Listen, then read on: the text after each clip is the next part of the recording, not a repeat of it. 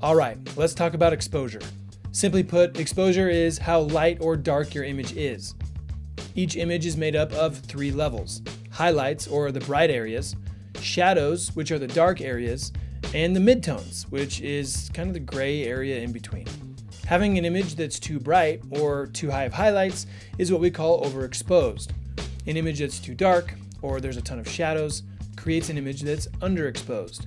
Ideally, you want something that's in between, a good mix of shadows, midtones, and highlights.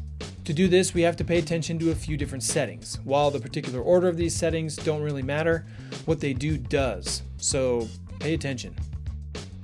Okay, the first setting is shutter speed. Basically, shutter speed controls motion blur. Shutter speed is directly related to your frame rate, which we'll discuss in another video later on. Shutter speed is usually represented by a fraction, like 1/50th, 1/120th, and so on. The ideal setting for your shutter speed is roughly double the frame rate, or as close to it as you can get. So if I'm filming at 24 FPS, then my shutter speed should be 1/48th. If I'm shooting at 60 FPS, I should set the shutter speed to be 1/120th. Does that make sense? In the following shots, the camera is set to 24 frames per second. The closest shutter speed to double on this particular camera is 1/50th. So this shot doesn't actually look too bad. If the shutter speed is slower than double the frame rate, or in this case 1/6, there's way too much motion blur, which doesn't look good at all. If the shutter speed is faster, then there's not enough motion blur, making things look too jittery and not natural. Now, if you're intentionally adjusting the shutter speed to create a certain look, fantastic. If not, keep it at double your frame rate and never change it. Next is aperture. Aperture refers to the size of the hole in the lens that allows light to pass through. The bigger the hole, the more light comes in. If it's a small hole, not as much light gets through the lens. You can tell how big the aperture is by looking at the f-stop.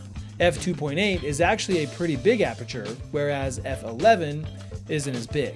I know that's kind of weird, but you have to look at it like a fraction. 1/2.8 is a lot bigger than 1/11. While aperture affects the brightness and darkness of your image, it also affects what's called depth of field.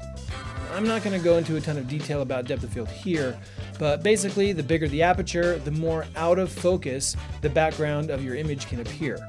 The smaller the aperture, the more in focus the background can appear.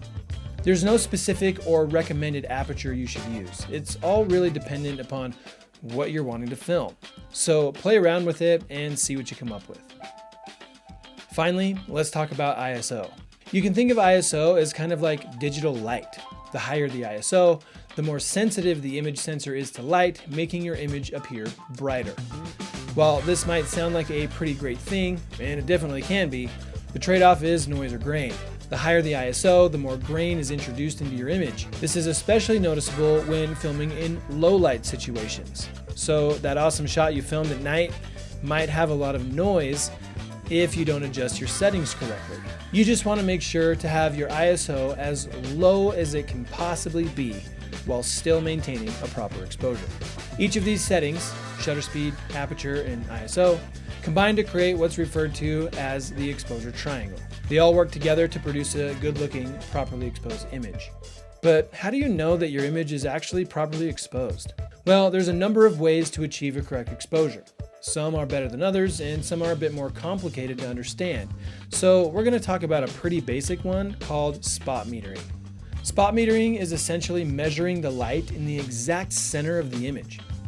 It will give you a readout on your viewfinder showing if it's overexposed, underexposed, or just right. For example, if it's showing me a plus 2.0, that's overexposed quite a bit, and I have to adjust my aperture or ISO to get to 0. Remember, I'm not changing my shutter speed.